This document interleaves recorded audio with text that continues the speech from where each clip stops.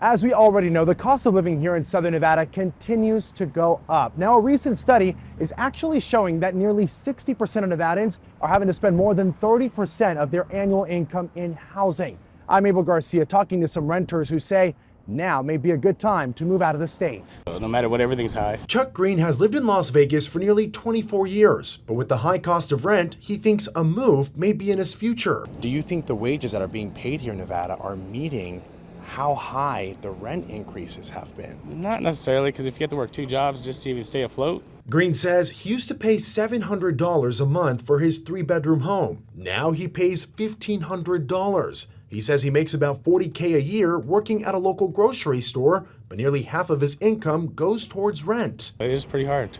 Green is not alone. A report by UNLV professor Shawn McCoy found that 58% of renters in the Las Vegas metro area, which includes Henderson and North Las Vegas, are what he calls housing cost burdened, meaning they spend over 30% of their income on rent. Now, let me put some numbers into perspective for you. According to data from the U.S. Census Bureau, the median annual household income for renters is about $51,000. Now, take 30% of that, you're at about $15,000.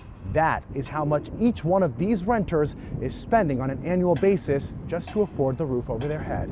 Even if they raised the minimum wage, it still wouldn't, I don't think, help. You know what I mean? No matter what, two jobs is what you got to do. Rental rates in Las Vegas are rising faster than the national average, making it harder for people to keep up. Harrison Bond, a consumer rights attorney with the Legal Aid Center of Southern Nevada, says renters need to know their rights. If you're in an active lease, they can't raise your rent. When that lease is ending, or if you're month to month, all the landlord has to do to raise your rent is give you proper notice that they're going to raise the rent, and that's going to be done 60 days before they want to do it. Bond says it's important for renters to know that landlords can raise the rent and there is no limit on how much they can increase it. Renter Michael Jones says he tries to save money by avoiding corporate landlords. When you go through the corporate way, then they're putting the price out whatever it was. But I personally am going through an owner. So when you go through an owner, you get better value for your money. For Chuck Green, he's thankful for his job during these tough times. Hopefully I work here and get the discounts, otherwise it'd be pretty high. If you'd like to learn more about your rights as a renter, or for more information on rental assistance programs here in Southern Nevada, I'll have some helpful links for you under this story on ktmv.com/Las Vegas Rent.